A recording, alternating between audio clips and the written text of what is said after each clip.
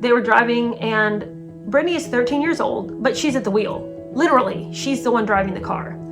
And I don't know what Lynn's doing. They're driving along, and Lynn, who didn't know that Brittany had started smoking, although Lynn has smoked cigarettes for years in Brittany's presence, so what difference does it make? She's like, do I smell cigarette smoke?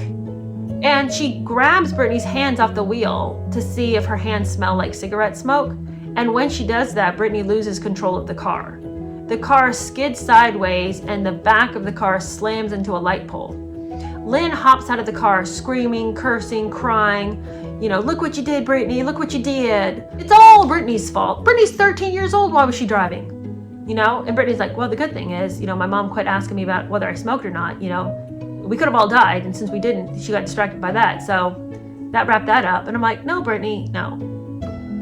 This is such a picture of your life. You are the one in the driver's seat, and when it all goes off the rails, it's Brittany's fault. You know, Brittany's crazy. No, you put her in a place that's prematurely.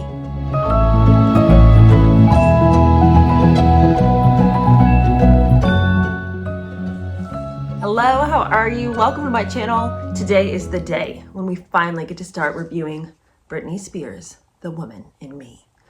And I've been really excited to do this book. I've been excited to do this book for a really long time because it's going to be the first celebrity memoir that I read to you that is not the typical celebrity memoir. The typical celebrity memoir is trying to continue to elevate the author. It's all the day long trying to sort of like reframe things, set the record straight. They constantly want you to think well of them. And so the writing always has this sort of feel like they're trying to impart maybe little bits of wisdom or show you how intelligent they are.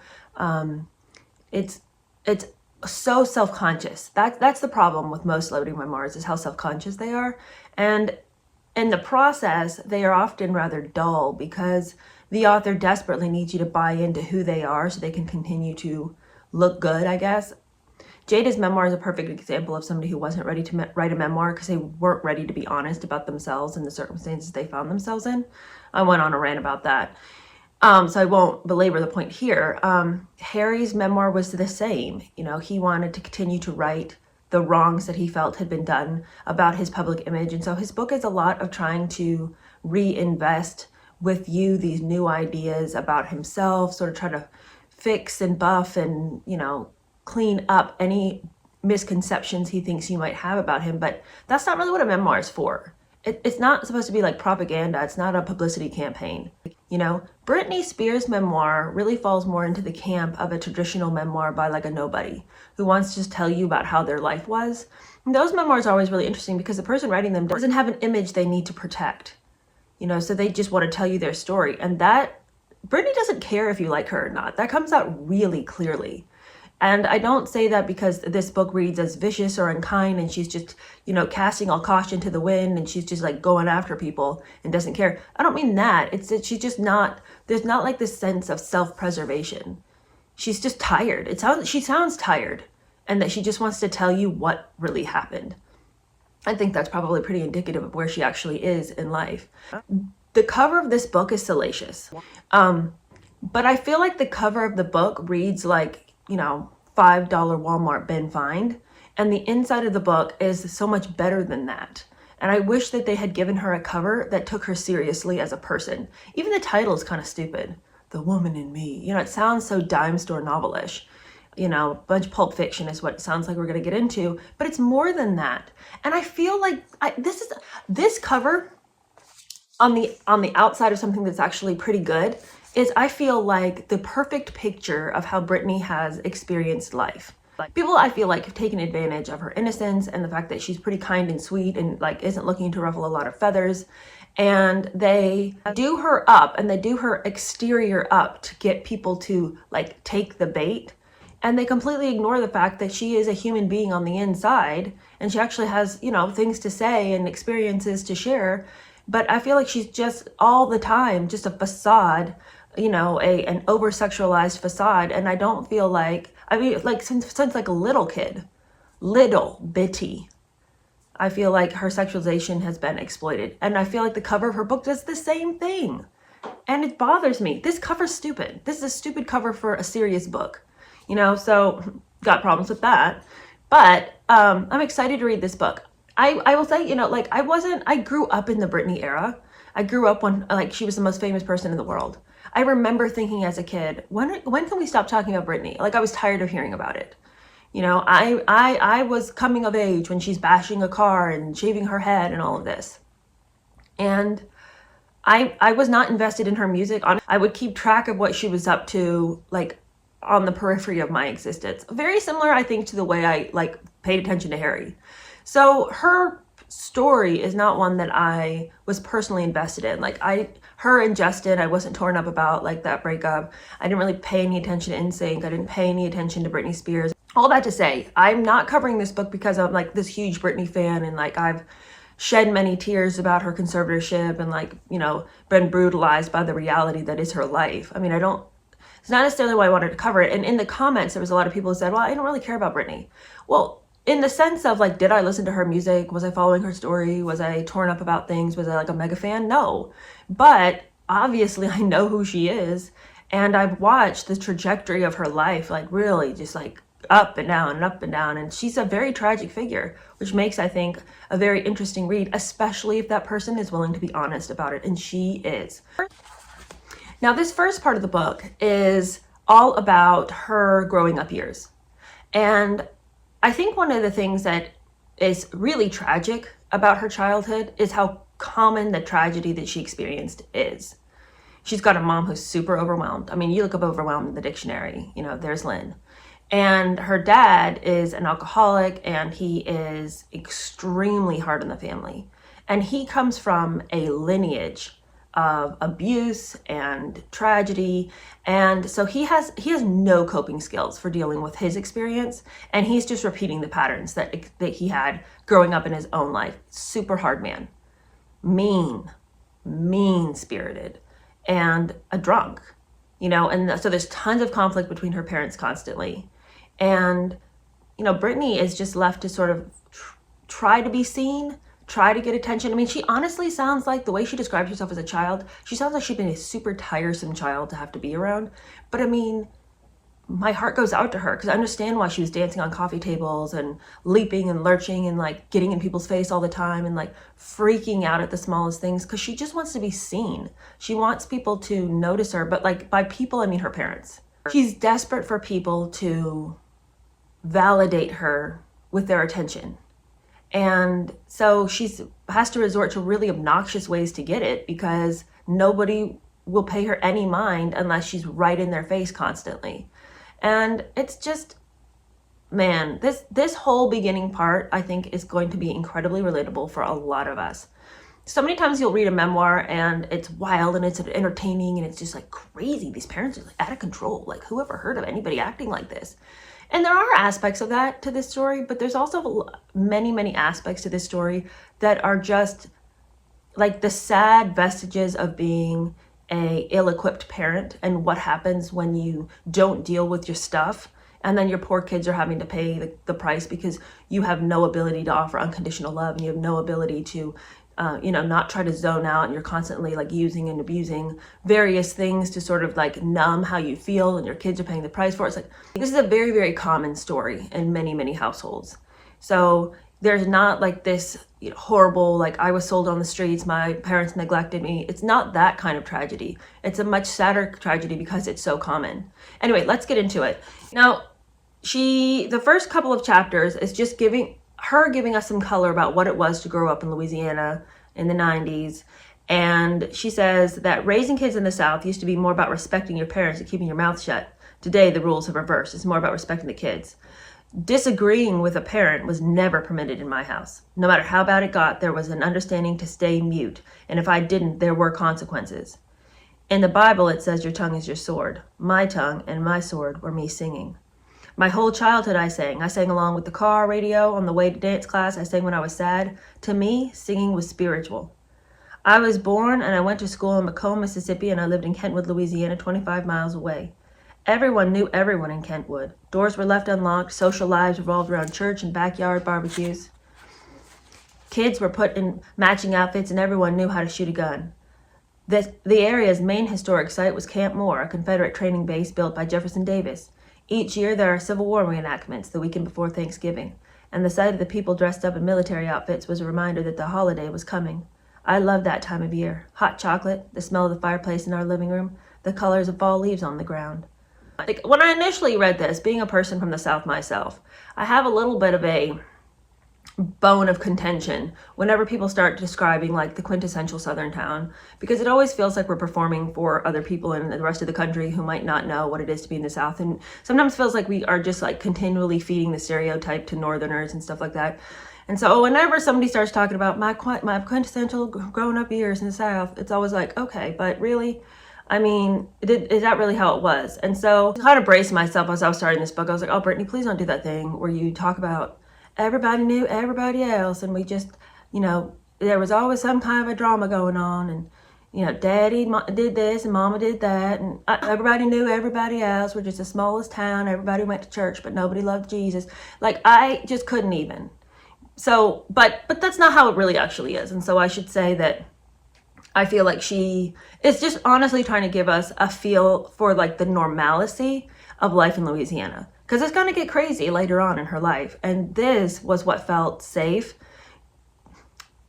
If you could say that there was safety in her childhood, it was this little town where there was not a whole lot going on, and there were friendships to be had, and sort of like the cyclical nature of the seasons brought some contentment, structure, and expectation in that sameness.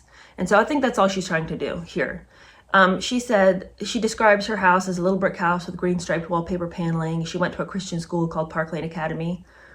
She said that her first time that she ever heard any music that really like gave her shivers was when she heard the housekeeper singing gospel music while she was doing laundry. And they sometimes had a housekeeper when times were good. The financial situation in this family is like a roller coaster.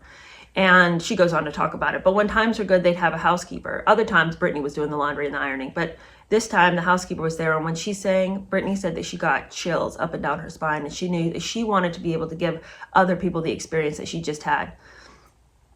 She said, ever since then, my longing and passion to sing have grown. Singing is magic. When I sing, I own who I am. I can communicate purely. When you sing, you stop using the language of, hi, how are you? You're able to say things that are much more profound. Singing takes me to a mystical place where language doesn't matter anymore, where anything is possible. Oh, too bad she couldn't have sang that passage, just a little bit meager, but I know what she's saying. Music is weirdly spiritual. And it's also, it's like, if there was magic on earth, it would be music. Because how does music make you feel things? Like, you could be in a bad mood and put on a song and you're in a good mood. You could be in a good mood and put on a sad song and you suddenly feel down. How does music have the ability to manifest emotions like it does? So I completely understand her draw towards creating whatever that is.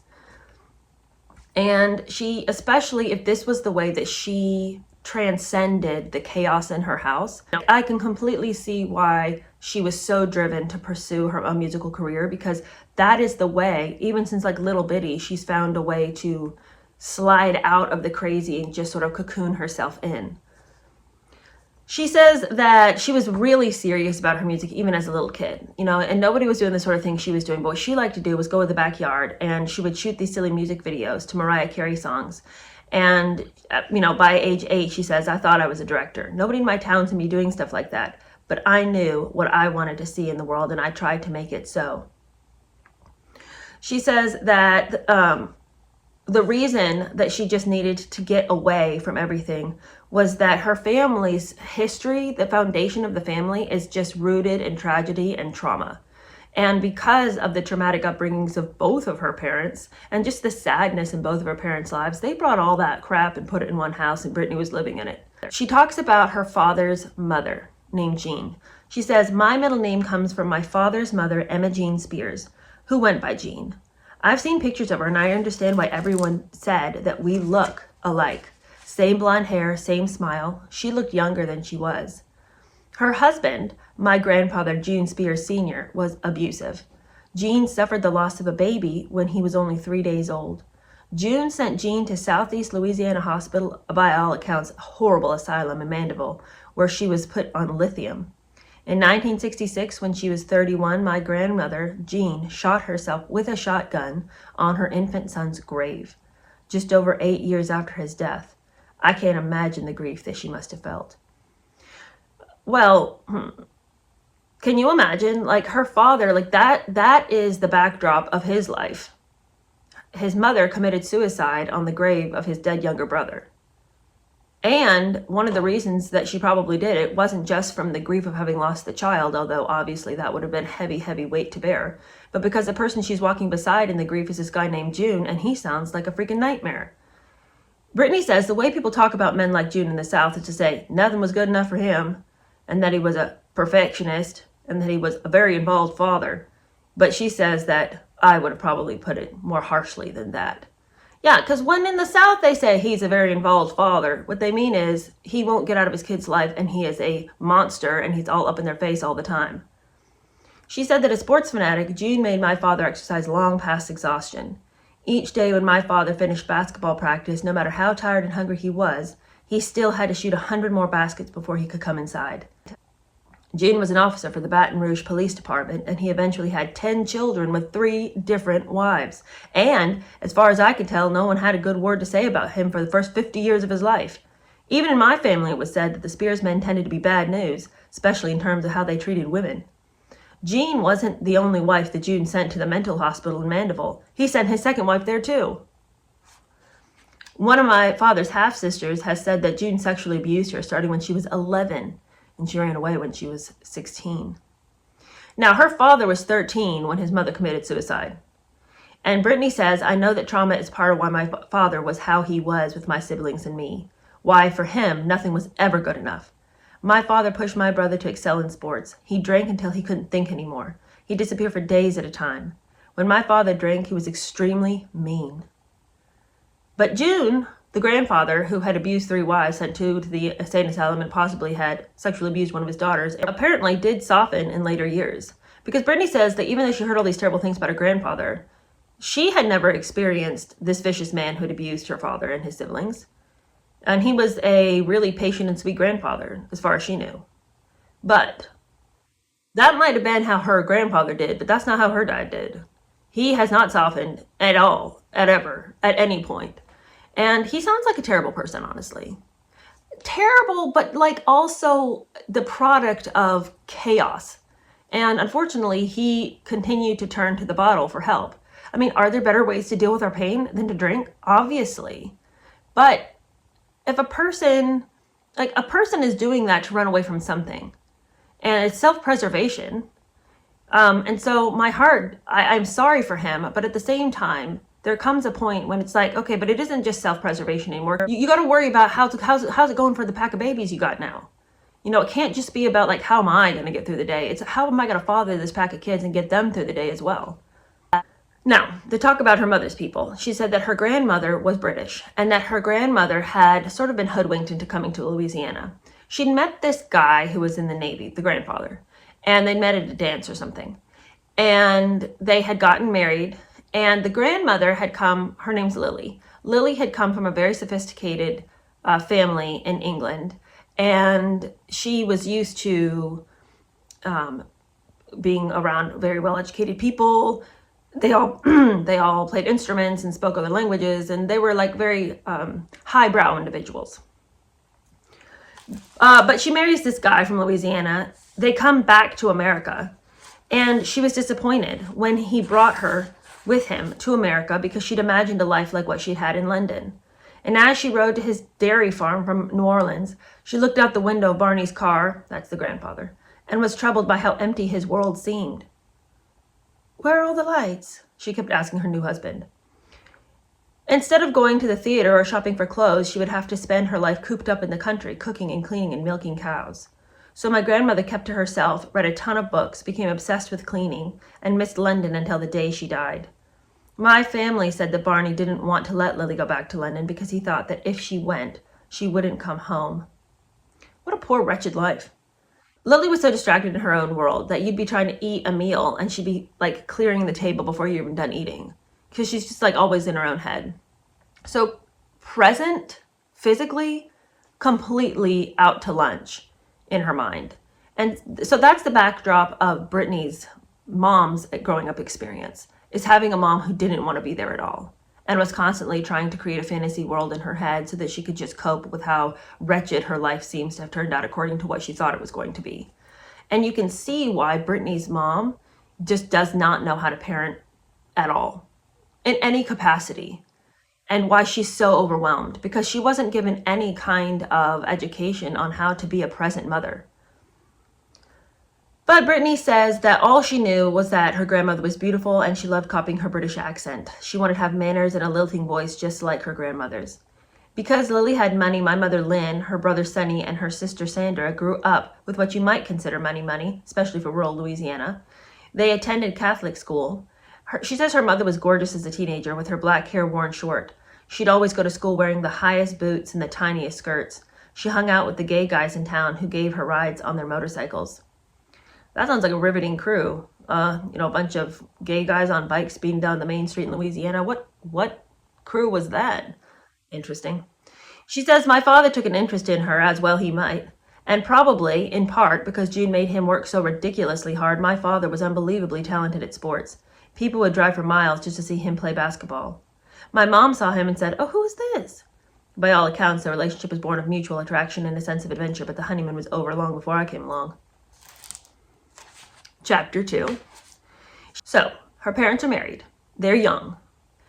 Her mother's 21, her dad's 23. Her mother is no longer being supported by her wealthy family, and they've fallen on hard times. Lo and behold, who should come along but a baby Brian, that's the older brother. They don't have 2 pennies to put together. So, her mom goes to school to become a teacher. Her dad, who worked as a welder at oil refineries, started to drink heavily, and before too long, that was taking the toll on the family. Now, you can imagine this young guy, he's had a horrifically tragic upbringing in the sense that his father's super abusive. His mom killed herself on the grave of his dead brother. And now he's a young thing. He's trying to support a family. He's got a new baby. I mean, what in the world is this guy supposed to do with himself? He's got no foundation with which to father this family. He hardly knows what to do with himself as far as how to bring in any kind of a living. I mean, he turned to the bottle, and he turned to it hard.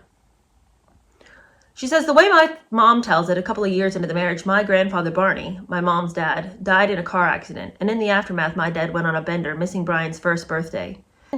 When Brian was a toddler, my father got drunk at a Christmas party, and went AWOL, and on Christmas morning, too. That time, my mother said that she'd had enough. She went to stay with Lily. That March of 1980, she filed for divorce. Then his family intervened and was like, please don't divorce him, he's trying his best. So she doesn't. For a while, apparently everything was calm. My dad stopped welding and started a construction business, and then after a lot of struggle, he got a gym business going too. It was called Total Fitness, and it transformed some of the men in town, including my uncles, into bodybuilders. He ran it in a detached studio space on our property next door to the house. An endless string of muscular men streamed in and out of the gym, flexing their muscles in the mirrors under the fluorescent lights. My dad started doing really well. In our little town, he became one of the most well-off men. My family threw big backyard crawfish boils. They had crazy parties with dancing all night long. I've always assumed their secret ingredient for staying up all night was speed, since that was the drug of choice back then. My mom opened a daycare center with her sister, my Aunt Sandra. To cement their marriage, my parents had a second baby, me. I was born on December 2nd, 1981. My mother never missed an opportunity to recall that she was in excruciating labor with me for 21 hours. She says that while she felt wary of the men in her life, as far as her dad, who was kind of a scary person, the grandfather who she'd been sort of told stories about, she did love the women in her family. She loved her Aunt Sandra. She didn't have the opportunity to ever obviously know her grandmother, Jean, who had killed herself, but she got to know her great-grandmother, Lexi Pierce. She said Lexi was wicked beautiful, always made up with a white face and red lipstick. She was a badass more and more so as she got older. I was told, and had no trouble believing, that she'd been married 7 times. 7! Obviously, she disliked her son-in-law, June, but after her daughter Jean died, she stuck around and took care of my father and his siblings, and then her great-grandchildren, too. She and Lexi were super close, so she would go and spend the night. She would do makeup with Lexi. They would cook together. They would watch old movies together. They would even take naps together. It's just like very cozy and safe and normal with Lexi. But then a really sort of sad thing happened. Her grandmother was getting older, and one night they went to go and rent a video. And on the way back, her grandmother ran into another car and then got stuck in a hole, and they couldn't get the car out, and a tow truck had to come.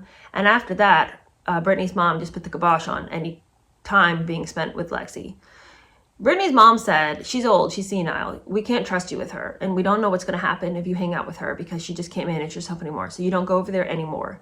You know, you can still see her when she comes to our house, but you're not going to go spend the night over there anymore. You cannot be left alone with her. And that really made Brittany upset because she felt like the accident could have happened to anybody. It wasn't because Lexi was old.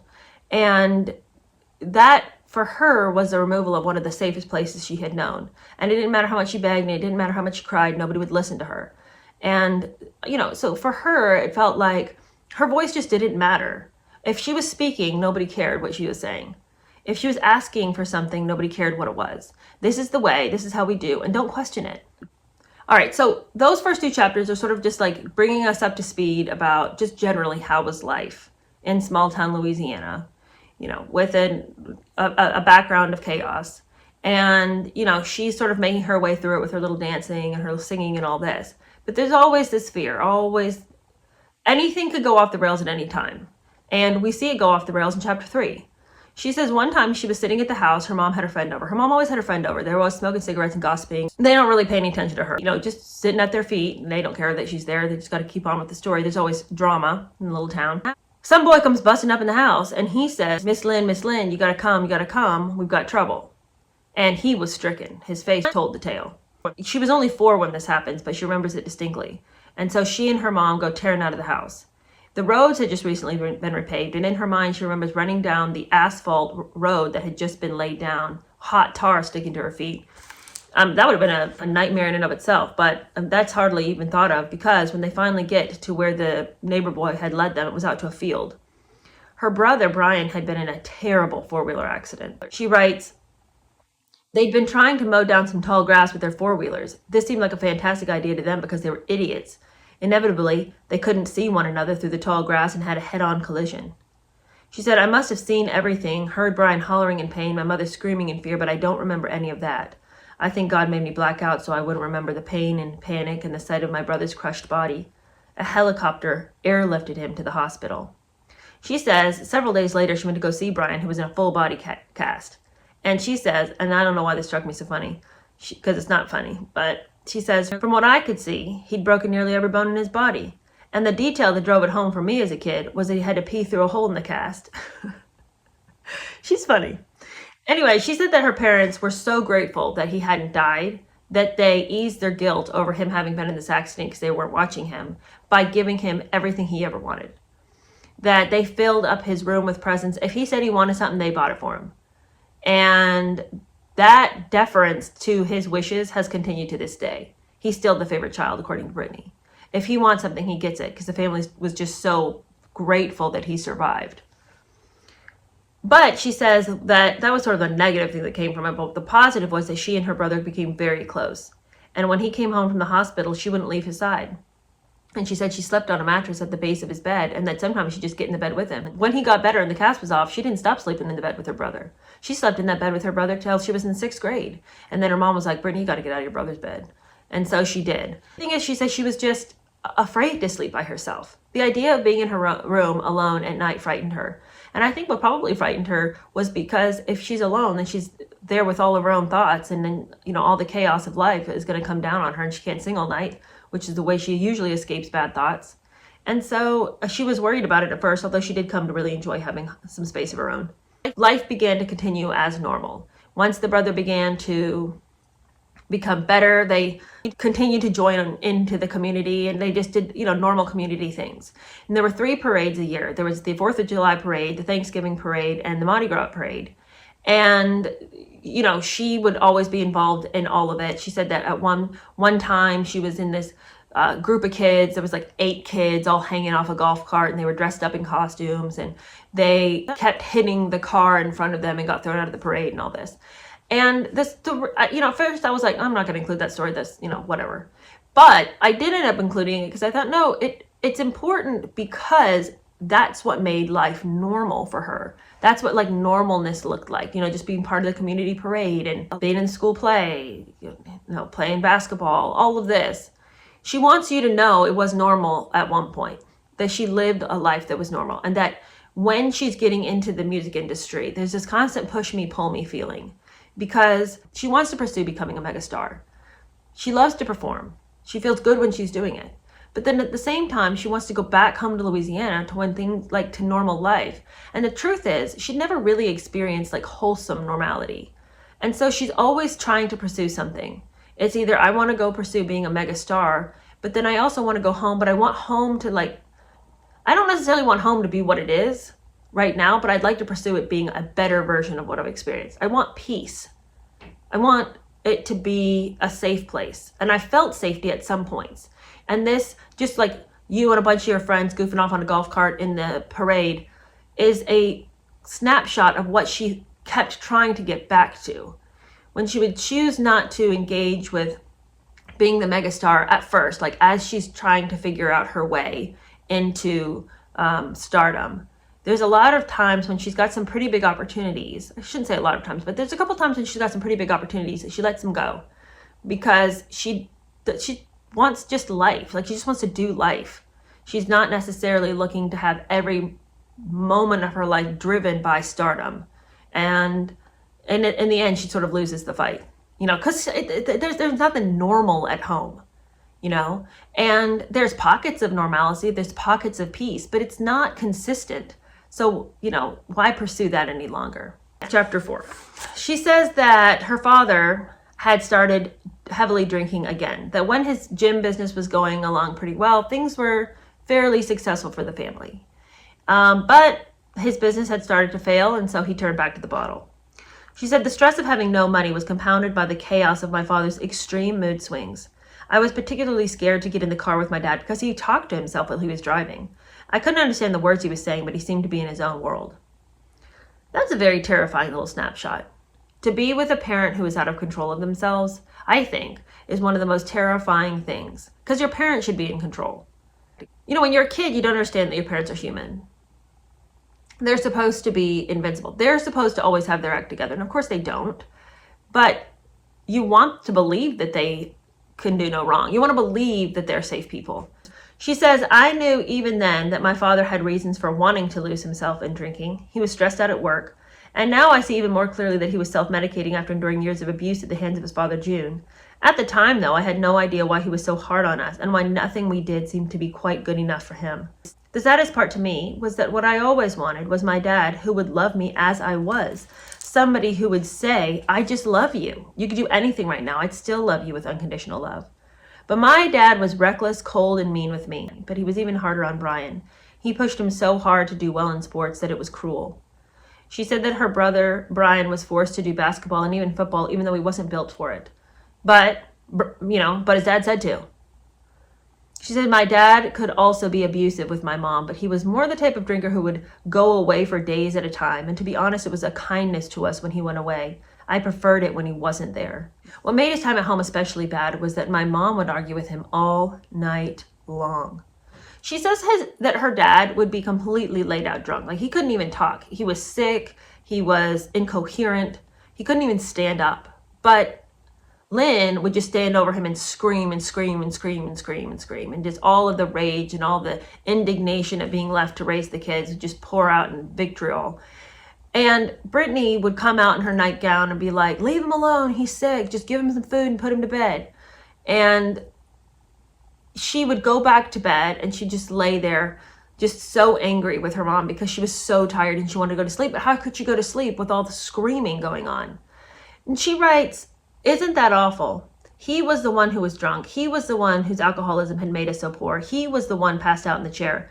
But my mom was the one who ended up pissing me off the most because at least in those moments, he was quiet. I was so desperate to sleep and she wouldn't shut up.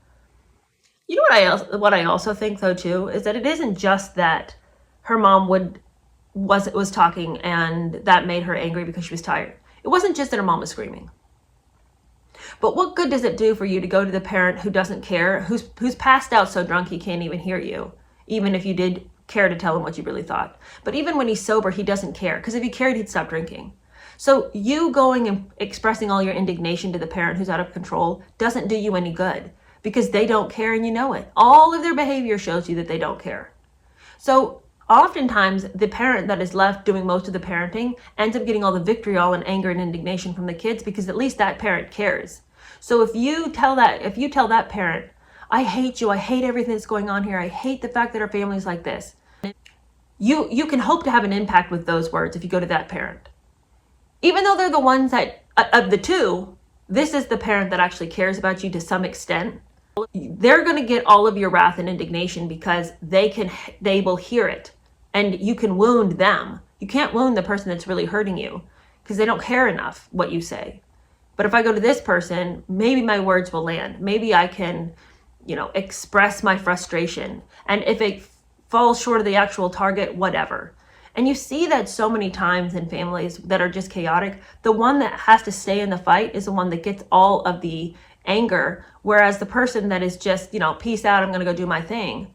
That's where all the anger should be directed. But what would the point be in that?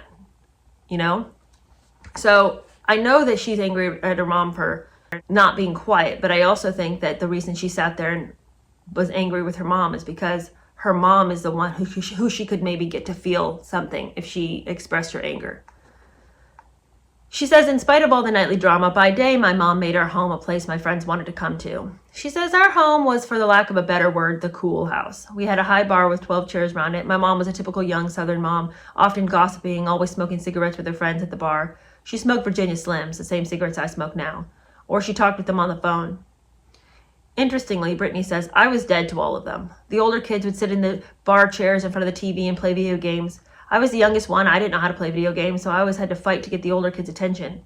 Our house was a zoo. I was always dancing on the coffee table for attention. My mom was always chasing after Brian when he was little, jumping over couches trying to catch him so she could spank him for back-talking her. I was always overly excited, trying to draw the older kids' eyes away from the screen in the living room or to get the adults to stop talking to one another in the kitchen.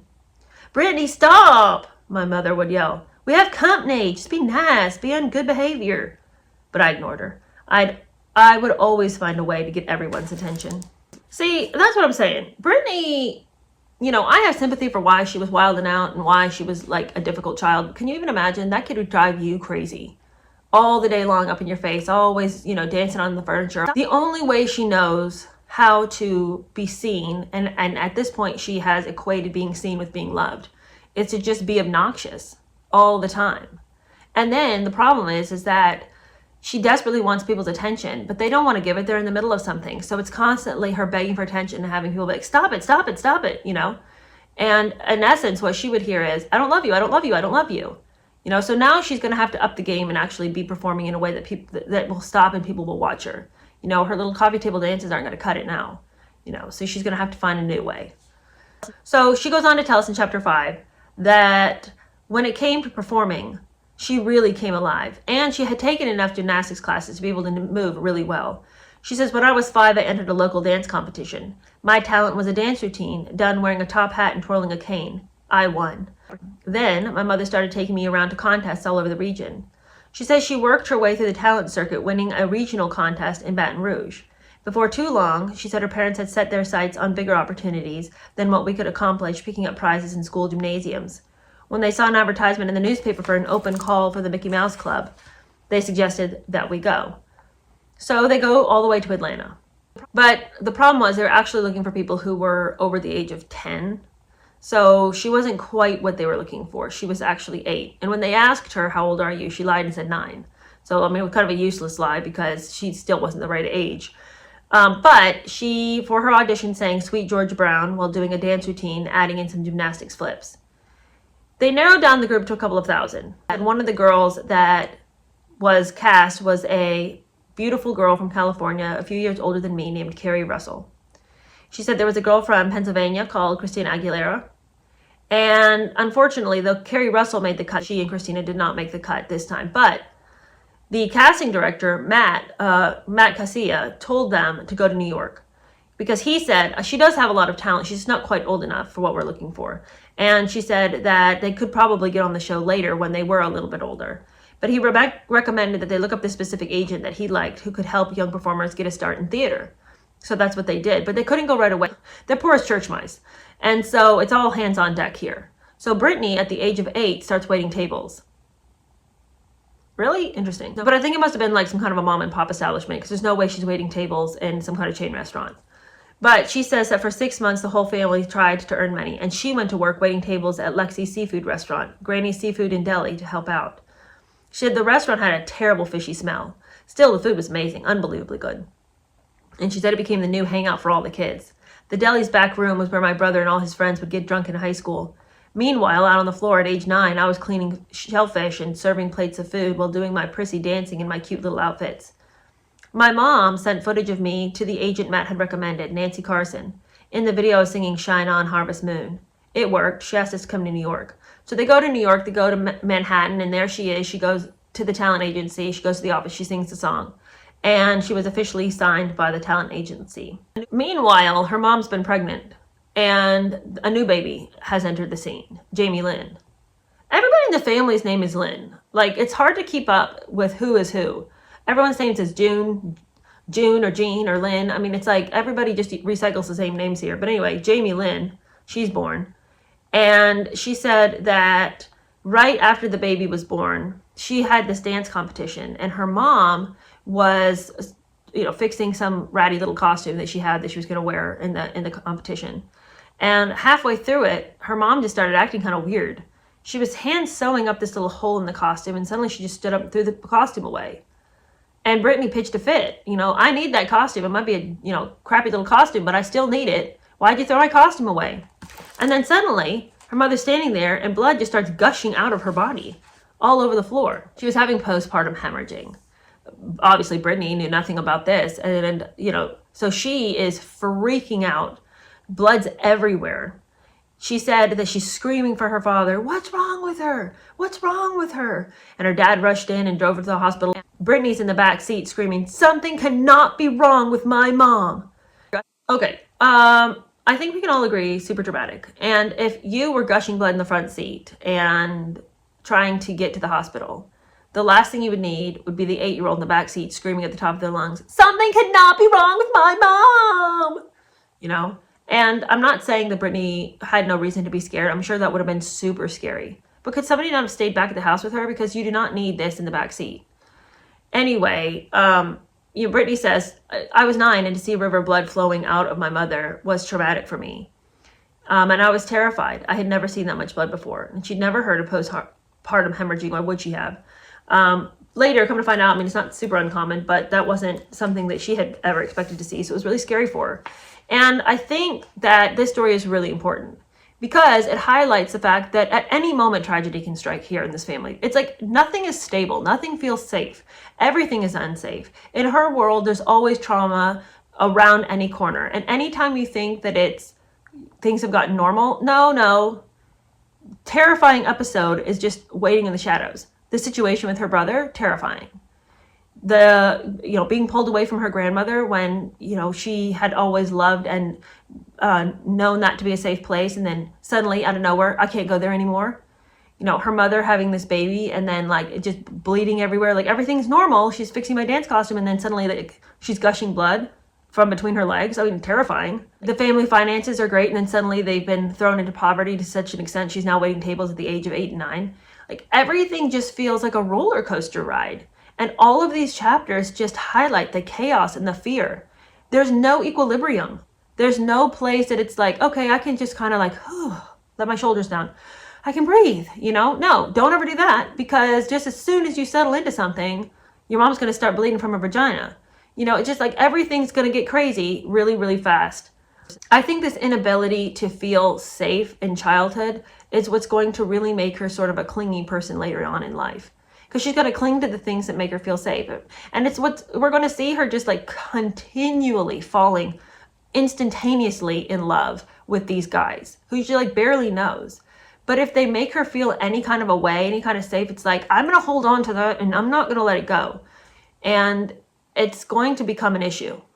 She tells another story that sort of highlights this dramatic way in which she would express herself if she felt fear that love or that safety was escaping her.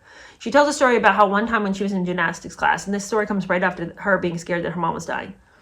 One time she was in gymnastics class, and there is that window, where the parents watch the kids. And her mom would always stand in that window, and she had kind of subconsciously made this part of her experience when she was in gymnastics. She'd always check the window to see if her mom was there. And one time she looked up and her mom was not there. And Brittany falls to the mat. And she's sobbing and she's crying. Like you would have thought somebody had just told her that her mom was shot. Loses it. Like completely and totally unable to get herself up off the mat. The instructor comes over and is like, it's okay. She probably just went next door to Walmart. It's going to be fine. And lo and behold, that's exactly what her mother had done. Her mom had gone to run an errand over at Walmart. Not a big deal. But Brittany just completely lost it when she thought that her mom had stepped away. From that day forward, her mother never left any of her gymnastics classes again. And, for the next several years, never left her side. Because life has always felt so chaotic and you can be going along swimmingly and then everything falls apart, her reactions are outsized to so many things. Now, I think her reaction to her mom, bleeding everywhere, makes sense. That would have been really a scary sight to see. Would it have been annoying having her scream in the back seat, something cannot be wrong with my mom? Yes. But you kind of get where she's coming from on that one. This, though, I think is more indicative of probably what people experienced a lot more often with her, in that her mom steps away, she doesn't know where her mom is, and then she can't regulate herself, and she freaks out. Because as far as she's experienced in life, this could mean something really terrible. Maybe her mom has gone, and maybe her mom's not coming back. Anyway, she says that with my family, anything could go wrong at any time. I had no power there. Only while performing was I truly invincible. Standing in a Manhattan conference room in front of a woman who could make my dreams come true, at least one thing was completely within my control. Chapter 6. She says when she was 10, she was invited to be in a contest on Star Search. On the first show, I sang a spunky version of a song that I'd heard sung by Judy Garland, I Don't Care, and she says she got 3.75 stars. Now, she was in competition against this other little girl who was singing opera, but she won out on that girl. But the next contestant she was against was a boy named Marty Thomas. He was 12. And, they were friendly. They were playing basketball together before the show. And she said that when they were waiting for their scores, Marty and she were being interviewed. And this old host comes up to her. And I got to find the clip. I know it's floating around there. I saw it the other day. I've got to put it in here because it's so gross. Okay, she's 8 years old. This isn't like a backstage thing that happened and the cameras didn't catch it. This is on stage. It's part of the show. And he says to her, I noticed last week you have the most adorable, pretty eyes, he said to me. Do you have a boyfriend? No, sir, I said. What the F kind of a comment is that to say to a little girl? She's 8 years old, you old nasty man. I've noticed you have the most beautiful blue eyes. Do you have a boyfriend? She's 8. And then when she says she didn't have a boyfriend, he goes, why not? 'Cause she's 8. And Brittany's response was, they're mean. And Ed goes, boyfriends? You mean like boys are mean? I'm not mean. How about me? Brittany goes, well, it depends. And he's like, I get that a lot. Yeah, I think you do. Let's watch. Let's watch. Last week, you had the most adorable, pretty eyes. Do you have a boyfriend? No, sir. Why not? They're mean. Boyfriends? You mean all boys are mean? I'm not mean. How about me? Well, it depends. I get that a lot. Wasn't that weird? Anyway, unfortunately, Marty gets ahead of her in that scenario and she lost that little round on Star Search. But this commenced the flying back and forth from New York. Now she's got stuff to do. It's no longer just winning a little prize in a school gymnasium. It's the real deal now. And they're scrimping and pinching to make ends meet. She says that when she was in New York, her talent agent got her a job as an understudy in an off-Broadway musical called Ruthless. It was inspired by The Bad Seed, all about Eve, Mame, and Gypsy. She played a sociopathic child star named Tina Denmark. The other understudy, interestingly, was Natalie Portman. So they're hanging out together. And while they were there, they got an apartment in the city. And it's her mom, baby, Jamie Lynn, and Brittany. Just chilling. And that's going to become a theme. I don't know what happens to dad. I don't know what happened to Brian. But the mom and Jamie Lynn and Brittany are hanging out all the time. And they're like this little core group. And they're staying in New York. Brittany's going to the public school called the Professional Performing Arts School. And she would take classes near at Broadway Dance Center. But mostly she passed her time at the Players Theater downtown. It sounds like a miserable existence. Miserable. She said the experience was a validation in some way. It was proof I had enough talent to make it in the theatrical world, but it was a grueling schedule. There was no time to be a regular kid or really to make friends because I had to work nearly every day, and on Saturdays there were 2 shows. I mean, that's ridiculous. That is ridiculous that her mom would be like okay with her living this lifestyle. I can't even fathom in my mind a parent that would be like, I really want my child to be a star. No, you don't. Do you love your child? You don't want them to be a star. This is no kind of existence for a 9-year-old kid. Every minute of your life is taken up with, getting ready to perform for, a mass of grown-ups. I mean, like, your life matters. You are not a commodity, to be used up at the tender age of 9. She really didn't love being an understudy because she had to be at the theater all night long, up until midnight, with the hope that maybe something would happen to the girl playing the character Tina, and then she might be able to get on stage. But you're just waiting around in the ease, waiting for a catastrophe to strike so that you can go out and play the rest of the part, and there's no hope that that's going to happen. Although, after a little while, the person playing Tina, her name was Laura Bell Bundy, she left, and then Brittany was able to play the role. But she says, I was awfully worn out. I mean, as an adult, I couldn't keep that schedule. By the time Christmas came around, I desperately wanted to go home. And then I learned I was supposed to perform on Christmas Day. In tears, I asked my mom, am I really going to have to do this for Christmas?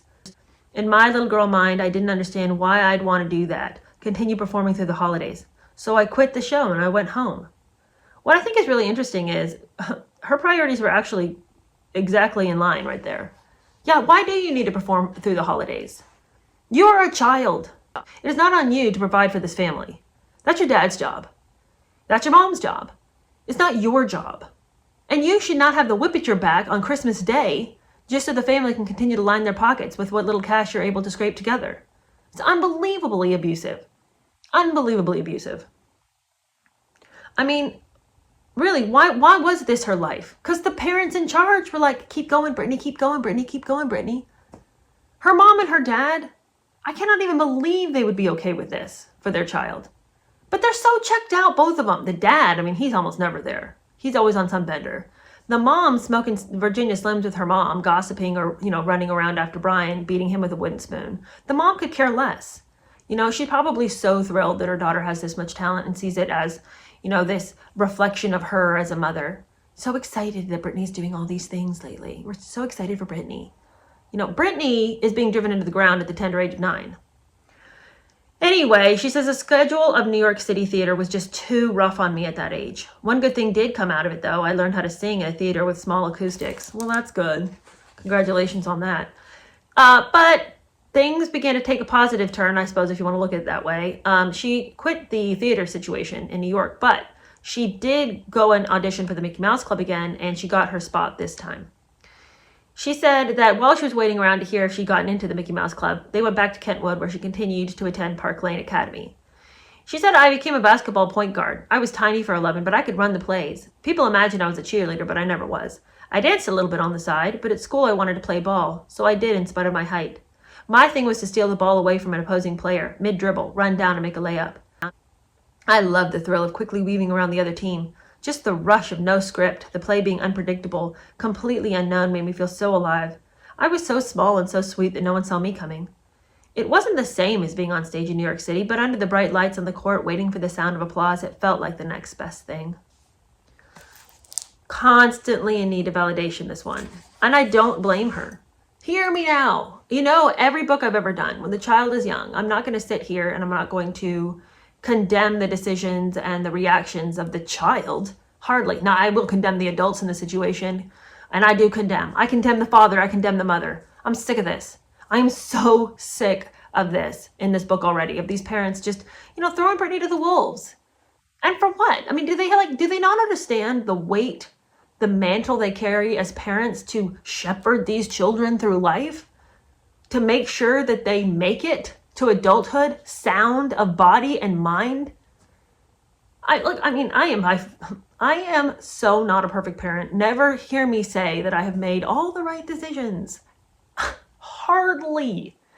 But when I look at the fact that poor Brittany at the age of 9 was waiting tables so that she could go and then, like a slave, work in the theater till midnight, night after night after night, and then, was expected to perform twice on Saturdays and then on Christmas, it's like, hey, what's going on over there, Mr. and Mrs. Spears?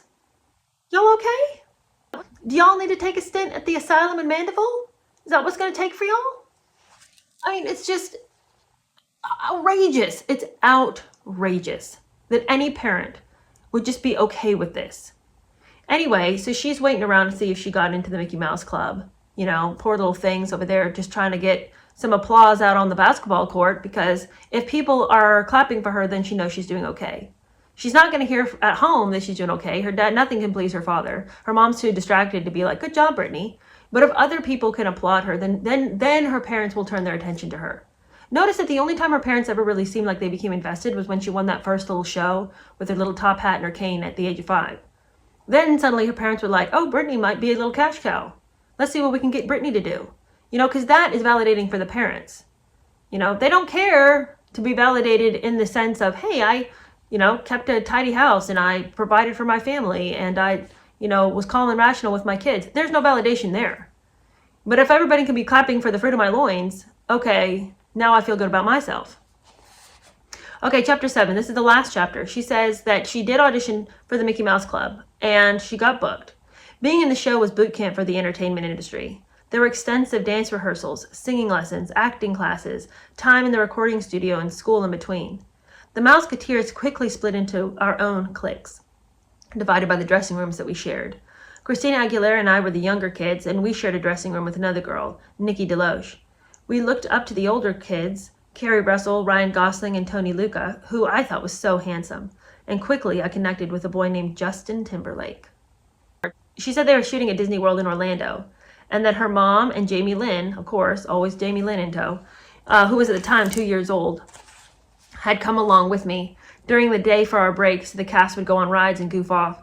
But they worked really hard too. They would run choreography through 30 times a day, trying to get it perfect every time.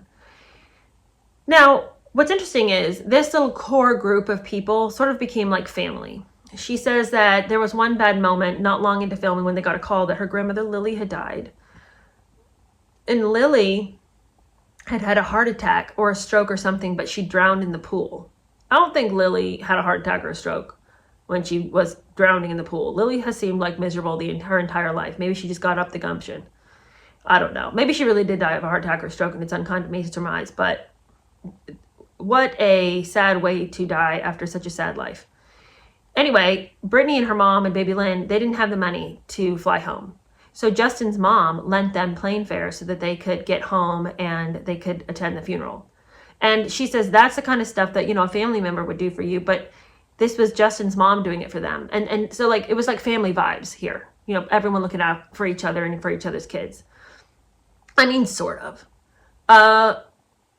And into this part of the story, we are introduced to the idea, although we were sort of introduced to it before, but that was somebody kind of creeping on Brittany.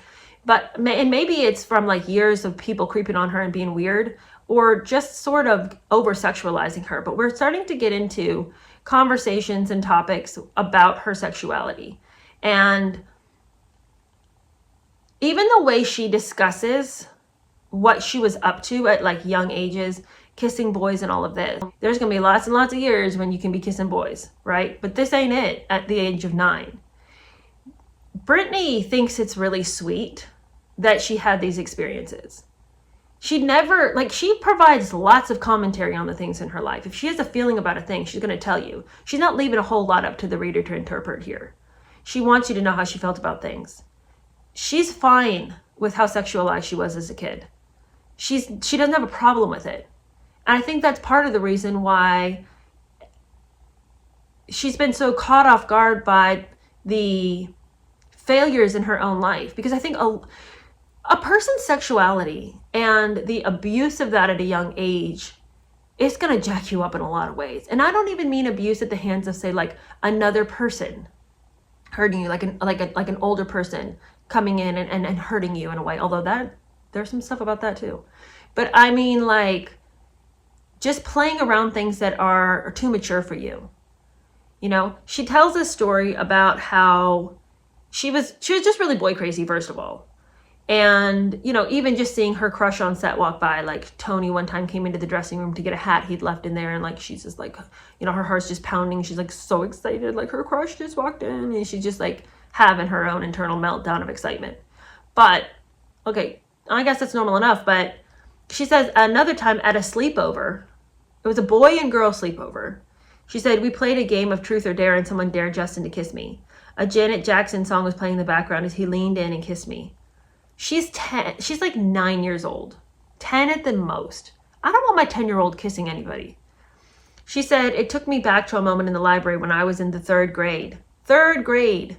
And she was holding a guy's hand for the first time. It was the biggest deal to me, so real and so powerful. That was the first time somebody had paid me any sort of romantic attention, and it felt like a wonderful rebellion. The lights were off. We'd been watching a movie, and we hid our hands underneath the desk that the teachers wouldn't see. And, I don't like this. I don't like this at all. I don't like that she grew up in a household in which that kind of behavior was probably encouraged. Like, she was probably asked all the time when she was like a little kid, do you have a boyfriend? Like, obviously that one guy asked her on stage, like it was like a normal question. I imagine that Brittany grew up in an environment in which it was kind of seen as like, oh, it's just puppy love. It's just puppy love. Well, maybe. You know, I mean, it's like, I'm not saying you can't have crushes on people. I had lots of crushes on people growing up. But the encouragement of acting on it, I think, is a little bit early in third grade. I am just appalled that all the parents were okay with them having a joint sleepover, playing truth or dare, and the kids are kissing each other. They're third and fourth graders here. You know, we don't need any of that. Anyway, she goes on, she says, the Mickey Mouse Club was a terrific experience. It got my feet wet in TV. Performing on that show ignited me. From then on, I knew what I wanted to do. I wanted to sing and dance. When the show ended a year and a half later, a lot of my castmates were going off to New York or Los Angeles to continue chasing their dreams. But I decided to go back to Kentwood. Part of me wanted to keep building toward the dream. The other part wanted to live a normal life in Louisiana. For a minute, I had to let normalcy win. Again, she had never had the perfection of normal, though. I mean, her family's so dysfunctional. I don't blame her for wanting to pursue normalcy in its purest form. And maybe she thought, when I go back to Louisiana, you know, I've had all these experiences. Mickey Mouse Club was fun. You know, Broadway was great. But now I really want to go and I want to go home, and I want things to feel safe and normal. Because as fun as the Mickey Mouse Club might have been, and as daring, as adventurous, and as different as it was, it also seems like, and this could be me totally projecting on the scenario, I would have enjoyed it, but I would have wanted to know that it was going to end at some point. That the chaos and the crazy and all the choreography and the riding on the rides during break and hanging out all the time with everybody and sleeping over with people and constantly my heart racing every time the guy walks by, it would have been fun, but I would have been like, I can't sustain this. This is like, my adrenaline is running too high all the time, you know, and I would have wanted to know that there was a place I could retreat. And I think that whether she could voice that or not, that's why she wanted to go back to Louisiana, to just rest her beating heart. And when she got back, she went back to her normal school. She started having a normal teenage life again. And here, Brittany, again, she's going to talk to us about massive dysfunction between she and her mother. But she doesn't recognize as an adult that this was dysfunctional. At least she doesn't say that it was. And the way she describes it is sort of like, it was so fun to just me and my mom, and, you know, we would just go and we do these crazy things. And I'll get into it in a minute, but she leaves no commentary about, why was my mom and I doing these things together? I was in 8th grade. She doesn't leave us any commentary about that. And again, because she's commented so consistently when she is displeased by something or adds in her interpretation of the events, for her to now leave it out is her basically putting her blessing on these memories as good times. Brittany, these aren't good times. These are not good times that you had with your mom. So she says, for fun, starting when I was in 8th grade, my mom and I would take the 2-hour drive from Kentwood to Biloxi, Mississippi. And while we were there, we would drink daiquiris. We called our cocktails toddies. I loved that I was able to drink with my mom every now and then. The way we drank was nothing like how my father did. When he drank, he grew more depressed and shut down. We became happier, more alive and adventurous. Some of the best times with my mom were those trips we went to the beach with my sister. As we'd drive, I'd sip on a little bitty White Russian. To me, the drink tasted like ice cream. When it was the perfect amount of shaved ice and cream and sugar and not too much alcohol, that was my piece of heaven. Does she recognize that this is outrageous? That she and her mom are driving down to the beach. She's over there sipping on a White Russian, and they're going to go down and have more daiquiris with the 2-year-old in tow? What is going on with Lynn? Why is Lynn parenting like this? Your child is in 8th grade. I know that she's done adult things like be on Broadway and she's bringing in more money than you and your husband could ever dream of. But why in the world are you now being like, well, since you are doing the adult work, I'll give you an adult beverage? She is a child. At what point are you going to step in and take care of her? You want to know why she's wilding out and crazy now? Because nobody ever cared to help her. Nobody ever said, hey, let's make sure that Brittany's okay. It's, Brittany, I'm going to ignore you and ignore you. Oh, wait a second. You're singing and dancing? We could profit off of that. Okay. Her parents, I got a bone to pick with Mr. and Mrs. Spears. She says that she and her sister were just the cutest things in their matching bathing suits and their matching perms. She says now today it's basically illegal to give a little kid a perm, but back in the 90s it was just cute as hell. At 3, Jamie Lynn was a living doll, the craziest, most adorable child ever. So that was our thing. We'd go to Biloxi, drink, go to the beach, come back happy, and we had fun. We had a lot of fun. Even amid all the darkness, there was still a lot of joy in my childhood. No, Brittany, no. Yes, I think that was what you had to interpret as joyful, you and your mom drinking with baby sister, but this is not good. This is not healthy happiness. Yeah, you're probably laughing and having a good time. Both of y'all are drunk, and for her to be like, well, we didn't drink like my daddy did.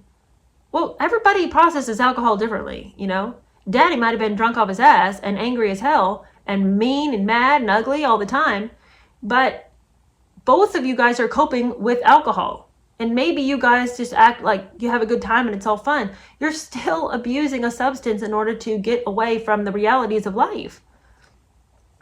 She says, by 13, I was drinking with my mom and smoking with my friends. She said she had her first cigarette with her, quote, bad friend. This girl's sister was a senior and she always had the best makeup and the guys were all over her. She said that the bad friend, had taken her out to the shed and handed her her first cigarette.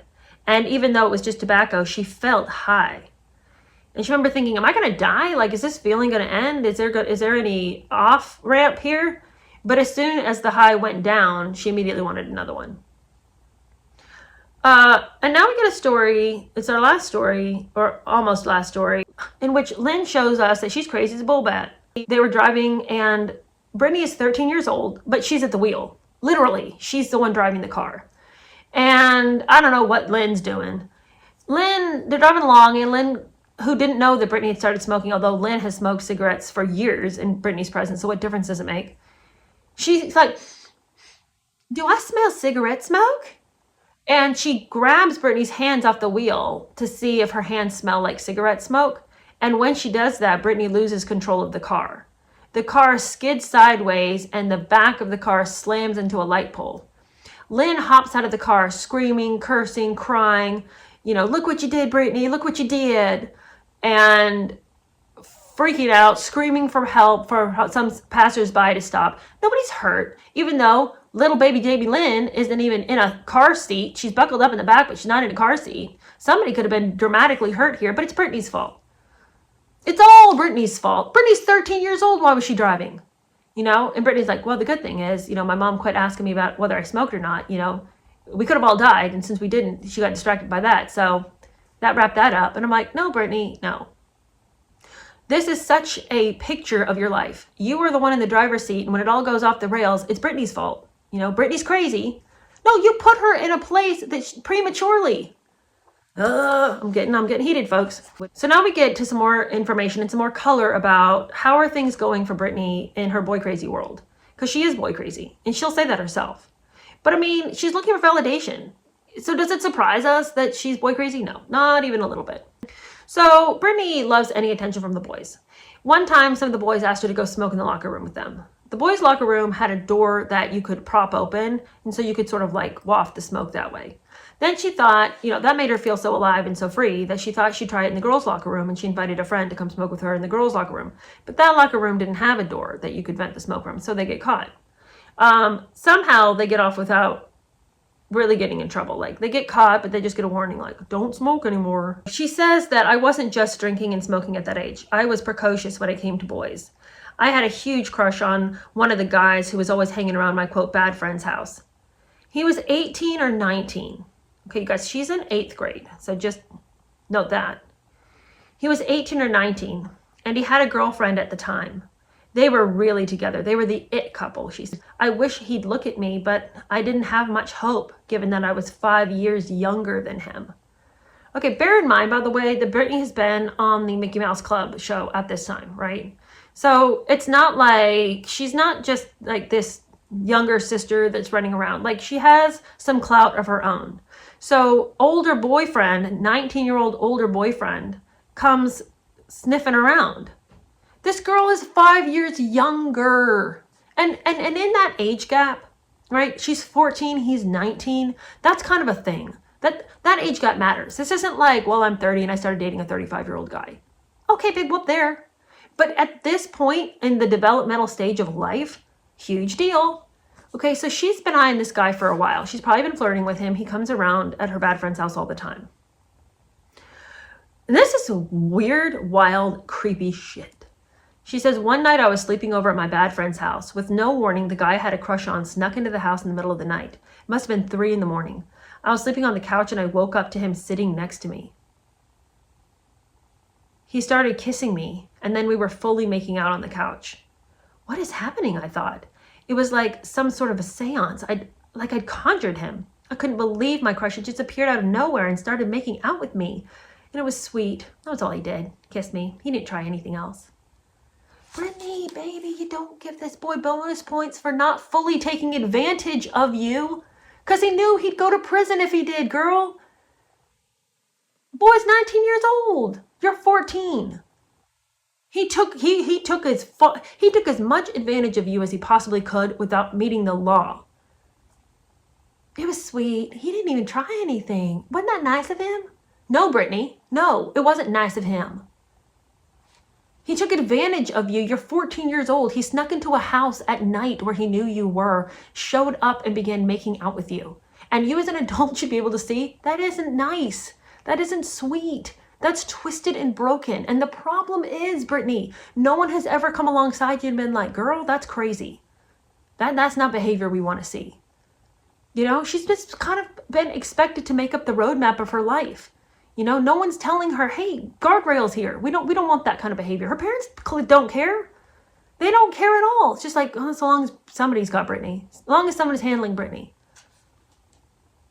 She says, that year I liked a lot of the boys in my brother's crowd. As a kid, Brian was funny, weird in the best way. But when he was a senior, he became the king of the school and an absolute badass. His senior year, I started dating his best friend and I lost my virginity to him. She's in the 9th grade, guys. She's in the 9th grade. Do you remember all that kerfuffle when everyone was like, Brittany and Justin, are you guys doing it? And it's like, who in their right mind thinks they're not? And Justin was always very like, yeah, we're virgins. But it's like, no one believed that. But I mean, it's far worse than we thought then. Brittany had lost her virginity in 9th grade to her brother's friend who was a senior. The guy was 17. And she says my relationship with him ended up consuming a lot of my time. I would go to school like normal at 7 a.m., but I'd leave at lunchtime around 1 p.m. and spend the afternoon with him. Then he'd drive me back to school, and I would just innocently get on the bus, and I'd go home like nothing had happened. And she would have gotten away with it, too, had the administration not called up the mom and been like, hey, your daughter's been gone for 17 days in a row. What's that about? So her mom's like, how'd you get away with that, Brittany? How'd this happen? How in the world am I getting a call from school? You're not there? How'd that happen? And Brittany's like, oh, I just wrote your signature. It was nothing. Her mom has no idea that she's going out to hang out with the boy. How was her mom this unplugged? I'm going to tell you right now, her mom did know, but her mom just didn't want to ask any questions. The age difference between me and that guy was huge, obviously. And now it seems outrageous. So my brother, who was always very protective, started to hate him. When Brian caught me sneaking out to go visit his friend, he told on me to our parents. Now, this is wild. Listen to this.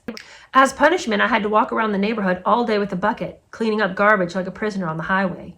Brian followed me around, taking pictures as I cried, picking up trash. Her parents, her family is just so incredibly desperate for answers on parenting. And when they finally are like, okay, we got to get Brittany under control, what can we come up with? Y'all, let's come up with some ideas. What can we do to make sure Brittany doesn't do this again? Well, we could give her a trash bucket and a stick, and she could go around and pick up trash. Brian, get in the truck and take pictures. Let's document this. Document it, Brian.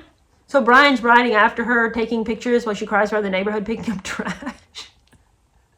That is the wildest strategy. I mean, at least her parents were finally like, we got to do something. But it's gone off the rails to such an extent. What are you going to do? Ignore it? Anyway, moments like that aside, there was something so beautifully normal about that period of my life. Going to homecoming and prom and driving around our little town and going to the movies. She says, but the truth was I missed performing. My mom had been in touch with a lawyer that she'd met on my audition circuit, a man named Larry Rudolph, who she would call sometimes for business advice. She sent him videos of me singing and he suggested I record a demo. He had this song that Toni Braxton had decided not to use, and so he sent it to her and told her that she should record it and then send it to New York, so she did. At that time, Justin had joined a group NSYNC. Another girl from another Mouseketeer, Nikki, had joined another girls group. And so they thought, like, should she try to join one of these groups? But they decided to have her pursue a solo career. She said, Larry played the demo for some executives in New York who told him they wanted to see me and what I could do. So I put on my little bitty heels and my cute little dress and I returned to New York. I had tried to go back to being an ordinary teenager, but it hadn't worked. I still wanted something more. So that is the end of that section. So that's part one. I am astounded so much by the sexualization of her childhood. And what's really interesting to me is that image is something that the media, everybody around her is really trading on this image of this innocent, but they've completely over-sexualized it. Like this whole image of her as this sort of, Catholic schoolgirl, like even in her first video, and we'll talk about that next time, she's in this short little skirt, her shirt's tied up. There's going to be a series of articles that are written about her, the photographers taking her picture in this like little kid room, but she's in lingerie. She's like got baby dolls, but she's like in her panties. It's like, this is effed up.